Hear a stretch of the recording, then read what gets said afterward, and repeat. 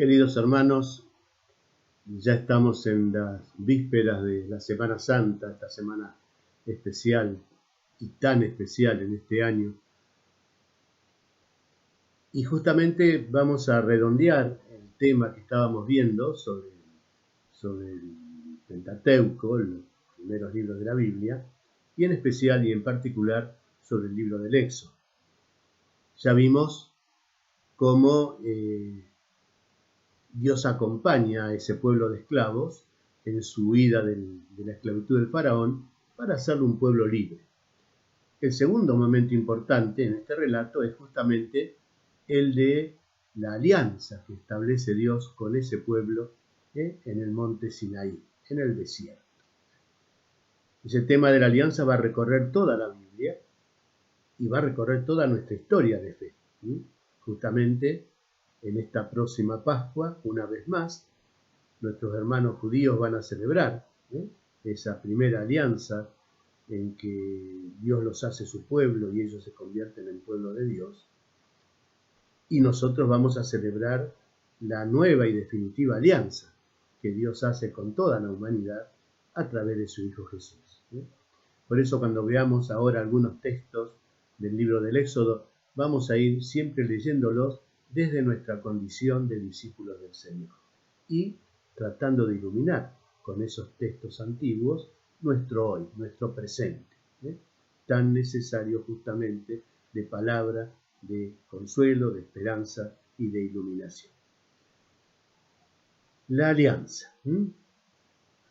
Llamamos alianzas a los anillos que se usan en los compromisos matrimoniales y que están expresando justamente ese deseo de ser uno, de vivir con y para él, o con y para ella.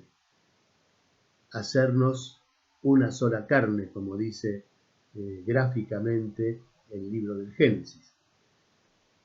Eso es lo que Dios quiere hacer con su pueblo y eso es lo que se relata en varios de los textos del libro del Éxodo. Es como cláusulas de esa alianza. Toda alianza es un contrato. Y hay cláusulas. Las cláusulas de esa alianza son los famosos 10 mandamientos. Las 10 palabras que el Señor propone al pueblo por medio de Moisés para convertirlo en un pueblo de gente libre y que sepa convivir en justicia y con dignidad humana. Nada más y nada menos a partir de una situación de esclavitud, de miseria, de idolatría, de miseria total. Bueno, esa es la gran aventura que Dios quiere vivir con su pueblo. Los 10 mandamientos, o 10 palabras. El decálogo, que viene de deca en griego, significa 10, y logos, palabra. Ese es el centro que va a recorrer toda la vida. En esa alianza matrimonial, esponsal de Dios con su pueblo, Dios va a ser el que se mantiene siempre fiel, a pesar de que ese pueblo, muchas veces, en nuestro lenguaje popular, le mete los cuernos. Es la historia que van a tratar de iluminar a lo largo de centenares de años esos hombres inspirados de Dios que llamamos los profetas, que una y otra vez van a tener que golpear en el corazón del pueblo y decirle, miren, se están apartando de la propuesta de Dios, de la alianza de Dios, y les va a ir mal porque justamente Dios les dio esa alianza, esa propuesta, para que les fuera bien. Así que si ustedes no lo obedecen, no es que Dios los va a castigar, pero sí que va a tener que sacarlos del desastre y del fango una y otra vez. Bueno, qué interesante este tema, porque tal vez nosotros, que tantas veces decimos, pero por Dios, ¿por qué Dios nos manda esto? ¿Por qué Dios nos castiga? ¿Por qué Dios no frena? No nos damos cuenta que justamente Dios está más íntimo que nosotros en nuestra historia, viviendo y sufriendo las metidas de pata que los seres humanos nos mandamos. Dios nos hizo libres, porque nos quiere hijos. Y nuestra respuesta tiene que ser siempre una respuesta de amor. Miren, les voy a leer un texto de este capítulo del libro del Éxodo, donde se nos habla de la alianza, el capítulo 20, son los 17 primeros versículos, y dice así, fíjense, empieza diciendo, yo soy el que te saqué de Egipto.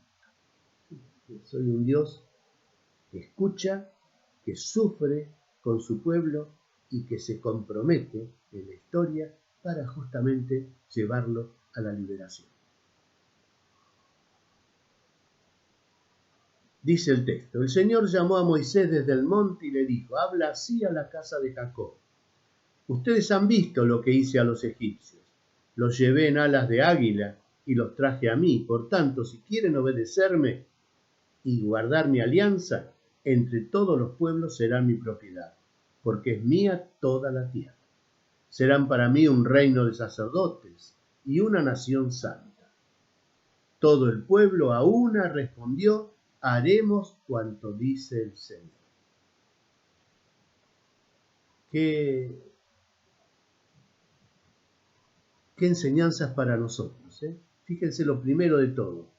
Dios se hizo un pueblo libre. Los esclavos siguieron en Egipto. Por eso no impone la alianza. Solo la propone. Si quieren,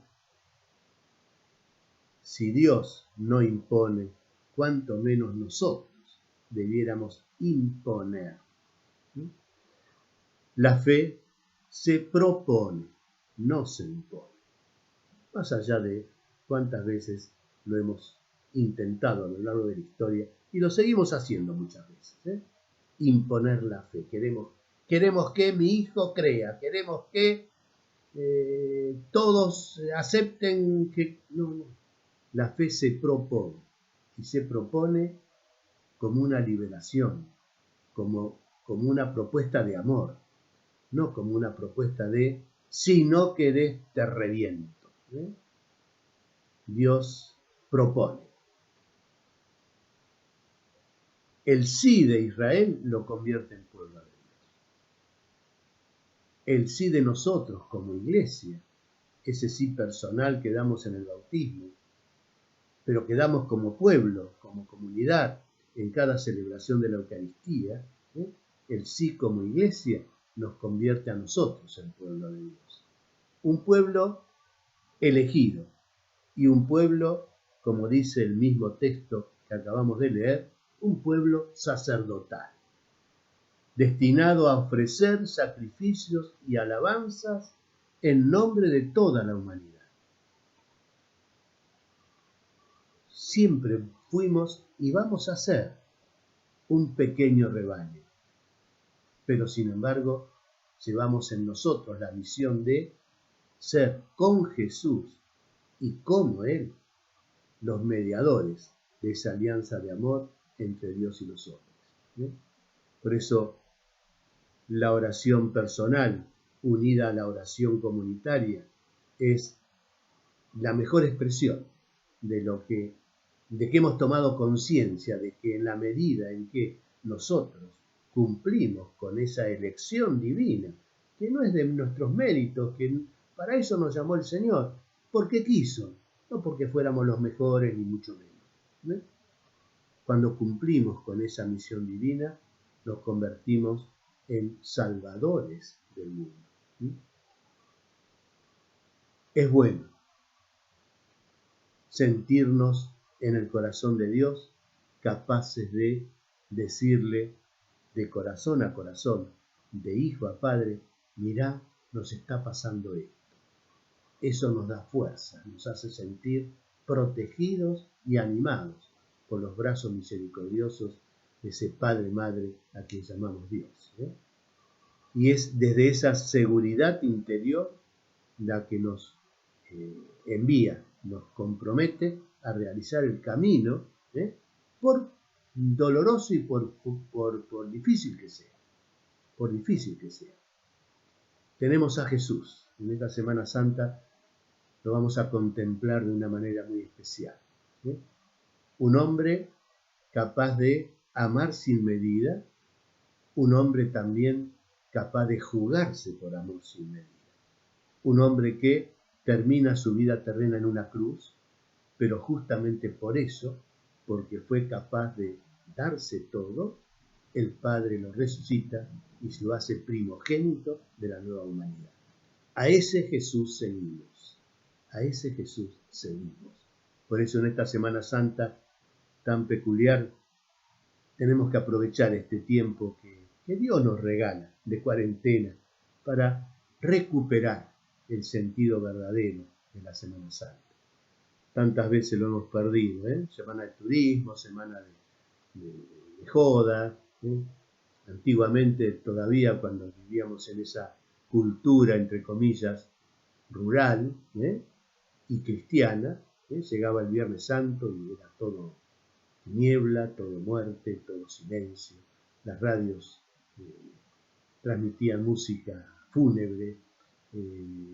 A nadie se le ocurría, por supuesto, andar bailando y probando. Eso pasó. Hoy, Semana Santa es lo mismo que la Navidad. La ocasión para hacer una fiesta, para seguir una joda, para hacer de Jesús. No existe, no existió. ¿Cuántos dicen por ahí todavía que es todo un invento, no?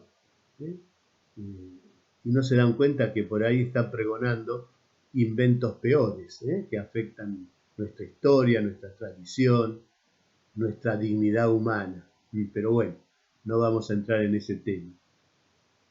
Estamos llamados como el pueblo de Israel a esforzarnos por ser fieles al Dios de la alianza, porque la humanidad nos necesita, porque Dios nos necesita, porque Dios no va a hacer lo que nosotros no hagamos, y Dios no va... Miren, Dios es como ese papá, esa mamá que tiene al nene chiquito, y el nene chiquito, como todos fuimos nenes alguna vez, y siempre queremos meter la mano en el enchufe, o siempre queremos hacer justamente, nos dicen, no hagas esto para hacerlo. ¿Y qué hace papá y mamá? ¿Qué hace papá y mamá cuando nos caímos porque estábamos subidos a una rama de un árbol y nos hicimos un flor de chichón y nos sangra la herida? Primero nos abrazan, nos hace sentir que están con nosotros, pero después nos llaman al médico, nos llevan al médico. ¿Por qué? Porque el nene se cayó, se lastimó, tenemos que hacer algo, pero no lo podemos hacer nosotros. Tenemos que usar lo que Dios nos regala en otros seres humanos. Bueno, así es la historia, siempre. Cuando nosotros por ahí nos planteamos decirle a Dios, ¿por qué vos no nos sacás de esto? No. Cuando oramos todos ahora, nos unimos en oración a través del teléfono, de las redes, de lo que fuera, nos unimos en oración, Señor, mira lo que nos está pasando, está bien que lo hagamos, somos sus hijos, mira lo que nos está pasando, pero ayudarnos a ponerle el hombro a todos los que están trabajando para recuperarnos de esta crisis tremenda. No le pidamos a Dios que cambie las leyes de la naturaleza, porque Dios es fiel. Dios es fiel. Y a la vez es misericordioso. Por eso una y otra vez se mete en el corazón y en la mente de tantos hombres y mujeres, que dan lo mejor de sí por ponerle el hombro a una humanidad que tantas veces se autodestruye. Hemos estado escuchando todo el tiempo lo que hacen algunos líderes nuestros en el mundo actual. ¿Qué hacemos? ¿Sacrificamos la economía o sacrificamos 1 millón de vidas? Qué terrible, qué terrible. Cuando todo el esfuerzo de los gobiernos y de los que tienen responsabilidades y de los padres de familia y de los curas, tendría que ser ponernos al servicio de la vida de todos. Y no importa entonces si no podemos bancarnos una una mansión de 5 manzanas en el country más rico de Florida, qué sé yo, por poner cualquier pavada. No importa. Lo que importa es que como seres humanos vivamos libres y vivamos solidariamente como pueblo. Esa es la enseñanza del Éxodo, esa es la voluntad de Dios. Pero como aquel pueblo de Israel, del cual Dios va a decir también es un pueblo de corazón duro, también a nosotros nos cuesta tanto reconocer que somos una humanidad de corazón duro. Por eso Dios se sigue metiendo hoy también con nosotros y nos muestra una vez más la imagen de ese Cristo que es el modelo y es el camino y es la fuente de la vida, para que podamos seguir adelante soñando con un mundo nuevo, con ese reino de Dios que sigue viniendo.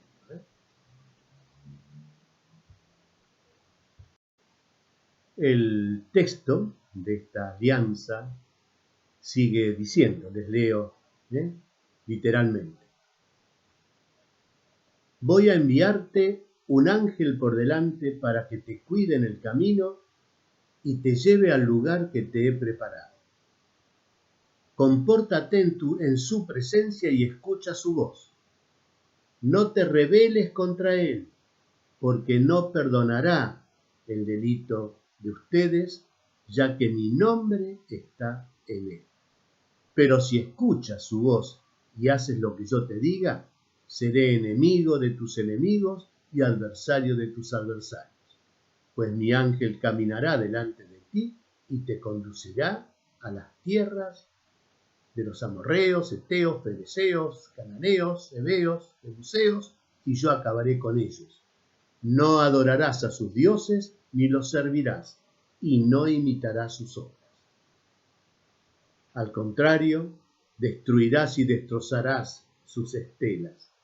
Ustedes sirvan al Señor, y Él bendecirá tu pan y tu agua. Apartaré de ti las enfermedades. No habrá en tu tierra mujer estéril, ni que aborte. Colmaré el número de tus días. Este ángel, enviado por Dios para acompañar a su pueblo, se refiere a esa presencia cercana, inmediata de Dios con ellos, pero también a los diversos medios y acontecimientos de los que Dios se valió para llevarlos por el desierto. Y les advierte, si ustedes no los reconocen, si ustedes no reconocen esa presencia acompañante, y no se quejen, ustedes mismos se están causando los males que van a lamentar. Por eso, lo que más le preocupa a Dios en esta alianza es que su pueblo no caiga en la idolatría, o sea, que no sustituya al Dios de la vida, al Dios de la libertad, por los falsos dioses de los pueblos vecinos, de dioses de la esclavitud, dioses de la opresión, dioses de la mentira, dioses del comercio engañoso, dioses de, y podríamos seguir hoy, poniéndole todos los adjetivos que queramos. La conquista de la tierra prometida fue muy lenta y difícil. Muchas veces a lo largo de la historia, y de eso hay testimonio en el Antiguo Testamento, el pueblo judío se preguntó por qué Dios tardó tanto en cumplir su promesa de darle una tierra. Una de tantas interpretaciones que aparecen en la Biblia está en el libro de los Jueces, el libro que sigue al Pentateuco. La lentitud de la conquista es para el autor del libro el castigo de Dios por las infidelidades de Israel. Desde la fe interpretan, y si este pueblo no hacía caso, si este pueblo no quería por nada seguir por el camino de Dios, no quedaba más remedio que retrasar la conquista. Apliquémoslo a nosotros. Tantas veces decimos, no, ahora sí, ahora viene la Argentina nueva, el país nuevo, el siglo nuevo, chau guerras del siglo pasado, ahora viene la paz. No, empecemos por caminar por el camino que nos conduce hacia tierra nueva. De lo contrario, seguiremos metiendo la pasta en el mismo pozo. Y necesitando una y otra vez del auxilio de aquel que caminando con nosotros se nos manifiesta de tantas maneras en nuestra vida. Otra interpretación la trae el libro de la sabiduría, uno de esos libros últimos de la Biblia, del Antiguo Testamento, pero que hablan ya de toda una reflexión mística, teológica, de sabios de Israel para interpretar el paso de Dios por su historia. Y en este libro se dice así: a los pueblos conquistados le concedías con un castigo gradual un tiempo para arrepentirse. Fíjense qué interesante, el tiempo para arrepentirse. ¿Será tal vez que Dios sigue haciendo con nosotros eso mismo? Que todo este tiempo tiene que servirnos para iluminarnos, para tomar conciencia, para arrepentirnos de verdad y aprender o reaprender a ser un pueblo de gente solidaria, de gente que construye y no destruye, de gente que ama y no odia, de gente que se abraza y no mata. Es la pregunta.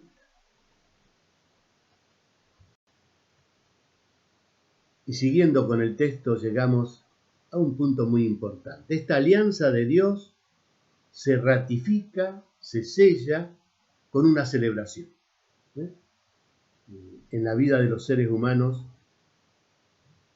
lo más importante siempre se celebra.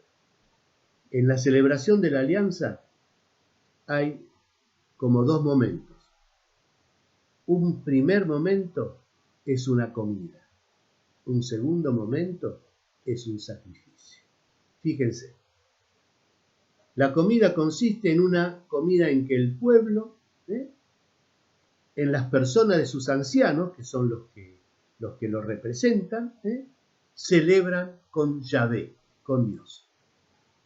Dios es como el jefe de la tribu y recibe a toda la comunidad para sellar la alianza.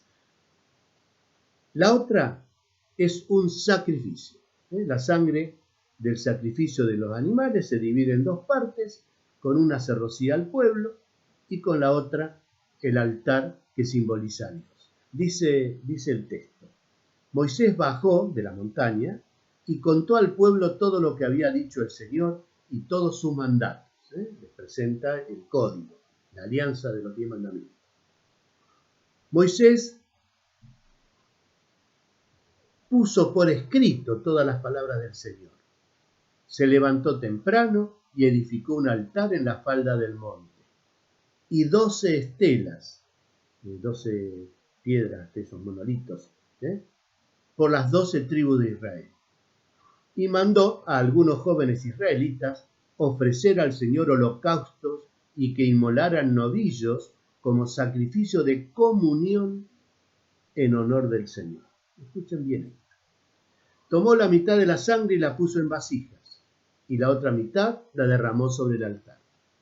Después tomó el documento de la alianza, las tablas, que en una primera versión del Éxodo las escribe Dios mismo en la montaña, pero esas tablas después, cuando el pueblo se rebela, otro episodio que tenemos que ver, Moisés las rompe. Acá en este texto son unas segundas tablas que aparentemente ya las escribe directamente Moisés, pero son redacciones distintas que vienen de tradiciones distintas, como ya vimos también en encuentros anteriores. Bueno, sigo. Después tomó el documento de la alianza y se lo leyó en voz alta al pueblo, el cual respondió: haremos todo lo que mande al Señor y le obedeceremos. Tomó Moisés la sangre y roció al pueblo, diciendo: esta es la sangre de la alianza que el Señor hace con ustedes. Como la sangre en Israel simboliza la vida, la unión entre Dios y su pueblo es vital. Esa es la alianza.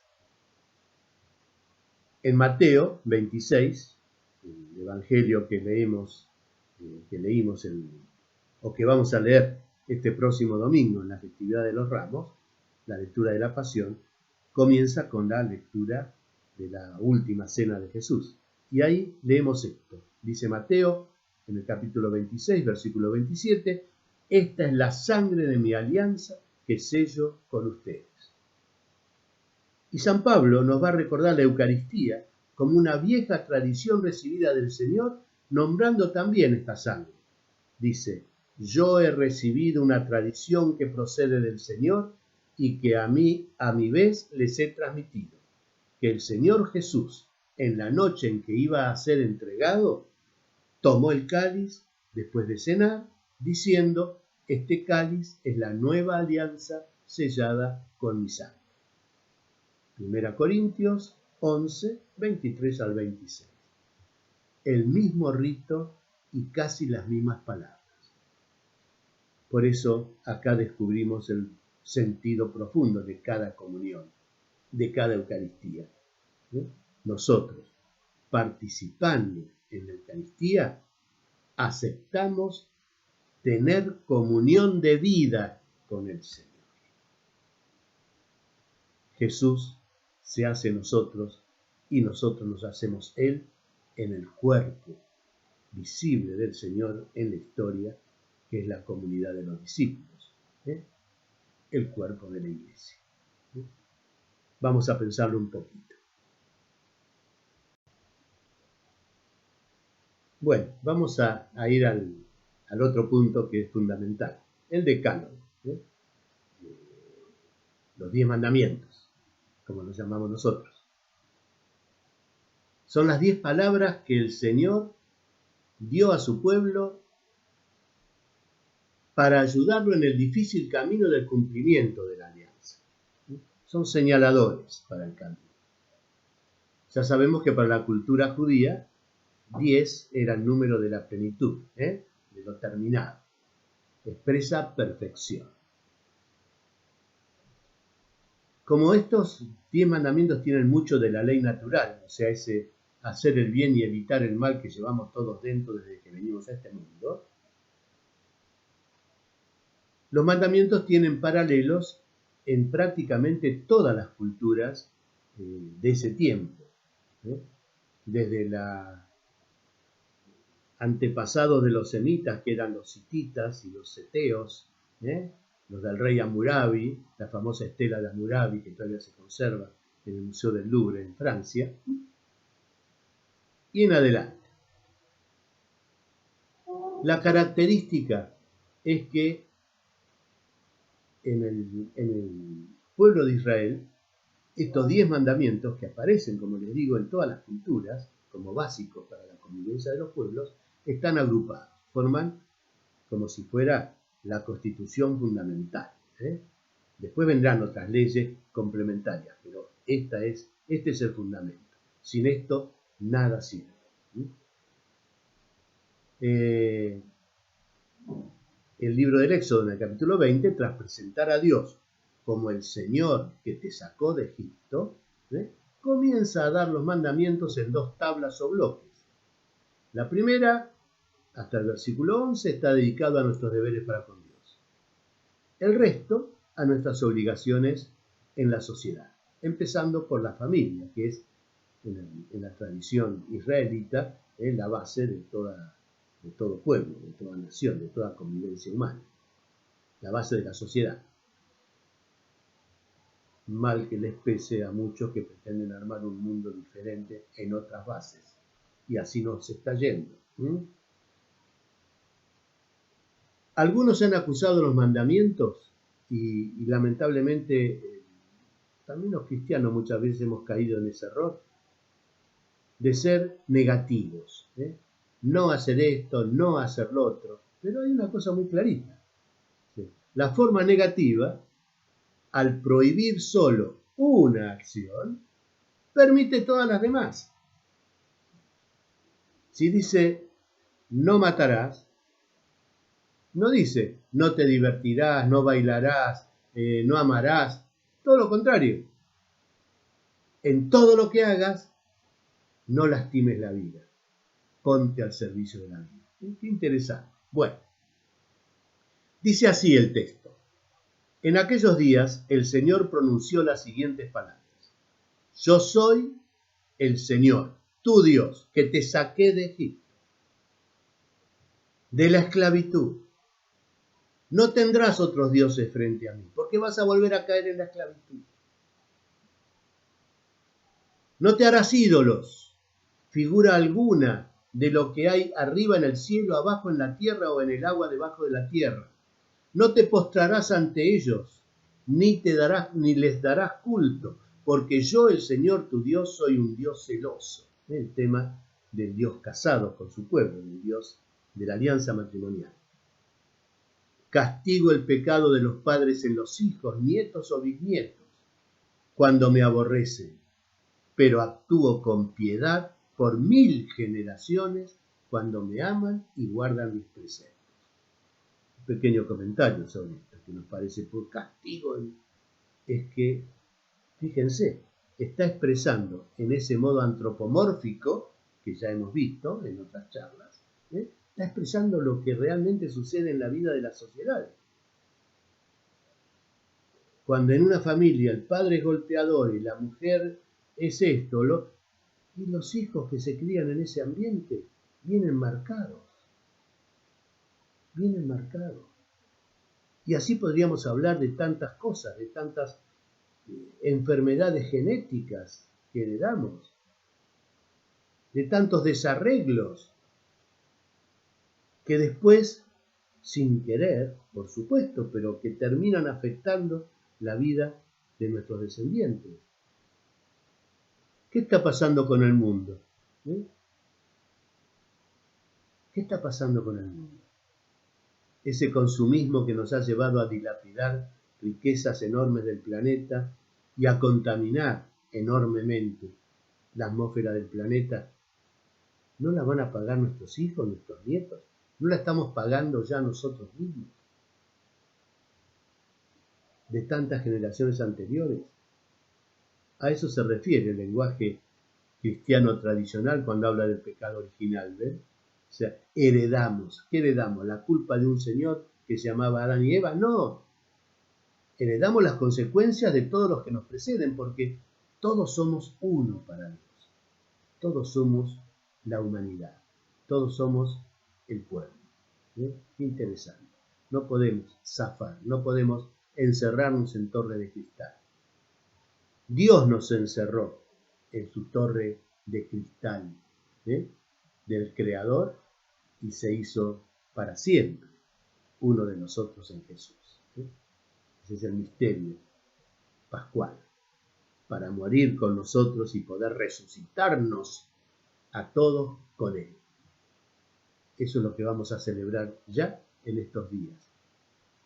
Por eso qué interesante que podamos aprovechar estos días para profundizar en nuestro propio misterio humano. La palabra le advierte a Israel, no te postrarás ante otros ídolos. Algunos que interpretan fundamentalísticamente este texto son los que, por ejemplo, hubo guerras en el siglo IV, siglo V, en la historia de la Iglesia, de aquellos, de los iconoclastas, ¿no? Que decían que no tenía que haber imágenes de nada.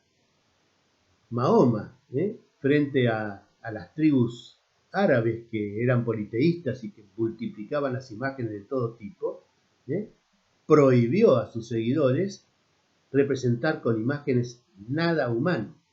Si ustedes van a una mezquita, a cualquier lugar, hay escrituras, hay palabras, son los seguidores de la palabra. La palabra, ojalá nosotros pudiéramos recuperar también eso, ¿no? Ser los seguidores de la palabra, porque para nosotros la palabra es Jesús, palabra hecha carne. Pero bueno,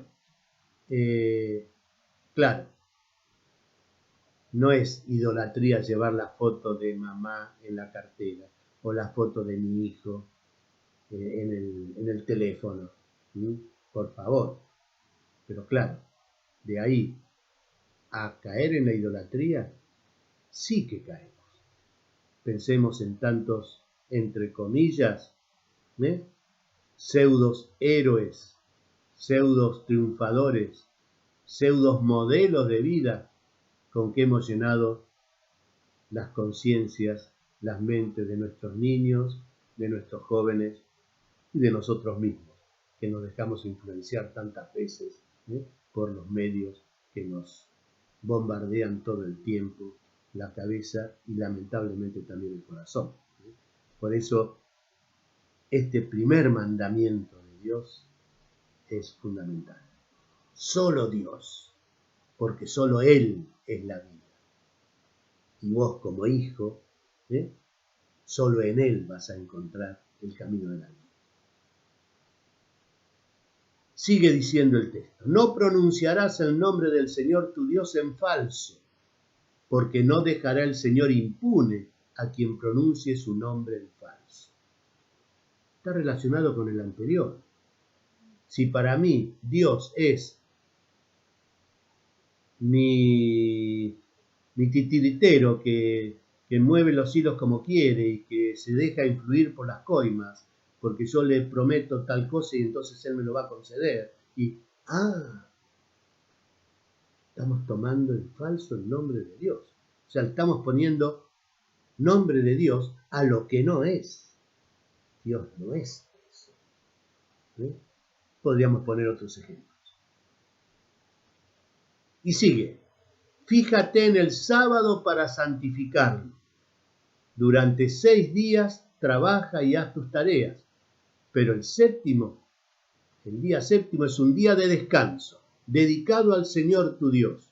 No harás trabajo alguno, ni tú, ni tu hijo, ni tu esposa, ni tus animales, nada. Ni tampoco el forastero que vive en tus ciudades. Porque en 6 días hizo el Señor el cielo, la tierra y el mar y lo que hay en ellos, y el séptimo día descansó.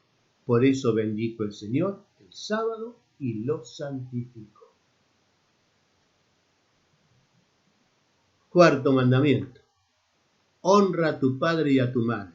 Así prolongarás los días de tus días en la tierra que el Señor tu Dios te va a dar. Y no se refiere solamente a papá y mamá.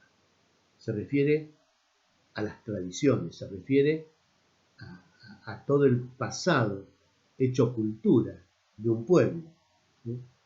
Si queremos realmente habitar la tierra que tenemos, no podemos tirar todo eso por la borda porque hay otros modelos que nos convocan y que nos llenan la cabeza para hacer la nueva cultura. Por favor. Cuarto mandamiento. Quinto mandamiento. No matarás. Una sola palabra, pero ya vimos. Deja abierta el sí a toda vida. Y a todo lo que hace digna una vida. Y a todo lo que hace feliz la vida. No cometerás adulterio. No robarás. No darás testimonio falso contra tu prójimo.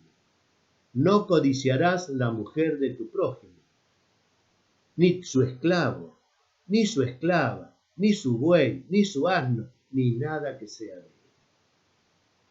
Todo el pueblo percibía los truenos y los relámpagos, el sonido de la trompeta y la montaña humeante, y se llenaron de temor y se mantenían a distancia. Entonces le dijeron a Moisés, habla tú con nosotros y te escucharemos, pero que no hable Dios con nosotros, no sea que muramos. Respondió Moisés, no teman, pues Dios ha venido para probarnos, para que su temor esté ante ustedes y no pequen. Y el pueblo se mantuvo a distancia, mientras Moisés se acercaba hacia la densidad de la nube donde estaba Dios.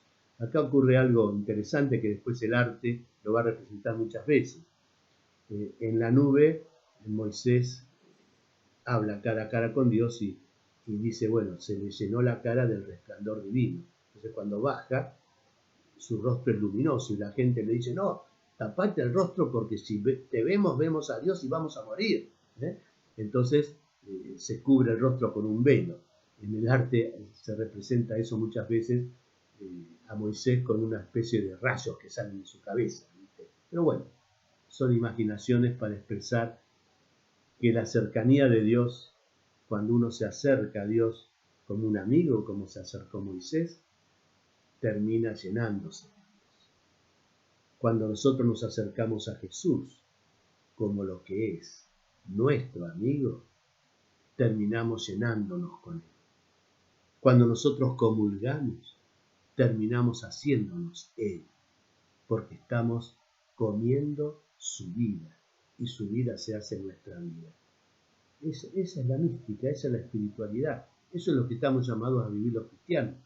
Pero no solo nosotros con todos los demás seres humanos llamados también a ser, cada uno desde su lugar, desde su camino, desde su tradición, desde su cultura, desde su religión o no religión, llamados todos a ser hijos de ese Padre bueno que nos quiere a todos, salvados en Jesús. Hay otros textos maravillosos en este libro del Éxodo. Pensemos, por ejemplo, los últimos. La ley del talión. Ojo por ojo, diente por diente, mano por mano, pie por pie, cardenal por cardenal. No está mal. Antiguamente, en ese tiempo, regía otra ley, que también está en la Biblia. En Génesis 4:23 dice, por un cardenal, o sea, por un golpe, por un moretón, maté a un hombre. Esta ley del talión supera eso. Crea igualdad. De eso se trata. Pero vendrá Jesús y nos enseñará que no hay ley de talión que valga, que solo con el perdón y con el amor se vence el mal, nunca con la venganza. Otro texto. No maltratarás al forastero ni lo oprimirás, porque forasteros fueron ustedes en Egipto. No explotarás a viudas ni huérfanos, porque si los explotas y ellos claman a mí, no dejaré de oír su clamor. Se encenderá mi ira y los mataré a espada. Estos conceptos recorren después todo el Antiguo Testamento. Esto de decir que los papas de los últimos tiempos, cuando hablan de justicia social o sacerdotes que anunciamos y predicamos que está mal que unos pocos acumulen y se hagan dueños de todo mientras la pobreza crece, y que nos llamen, no sé, qué sé yo, izquierdistas, socialistas, comunistas. Muchos lo han hecho en nombre del propio Cristo, pero bueno, esa es otra historia, o es nuestra historia también, pero bueno, eso es el legado de la Biblia. Todos los profetas hablaron de eso. Jesús vino para anunciar a los pobres la liberación. Porque para Dios todos somos hijos, pero algunos, como ocurre en cualquier familia, somos un poquito más. En cualquier familia, el más débil, el más necesitado, aparentemente suele ser el más querido. En la familia de Dios ocurre lo mismo. Por eso, para Dios los predilectos son los que el mundo de los poderosos, de los soberbios, de los que no tienen problemas, excluye. Esto sigue teniendo actualidad entonces. Aunque la viuda y el huérfano han mejorado su situación, por lo menos en algunas partes, hoy por hoy el emigrante sigue tan marginado como entonces y condenado a morir en un campo prácticamente de concentración, peor que los campos nazis en las fronteras de Europa, donde ya son carne de cañón terrible para este virus que no se sabe de dónde salió, o sí se sabe, pero bueno, y tantos dicen que salió de este lado y está del otro, pero que está causando la muerte en todos, pero sobre todo en los más desprotegidos. Por eso, tengámoslo en cuenta. Tengamos en cuenta estos textos. Se encenderá mi ira y los mataré a espada. Terrible.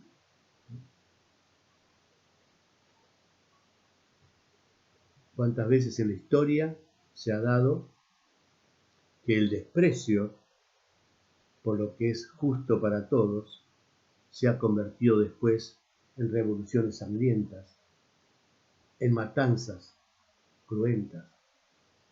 Toda nuestra historia es un poco así.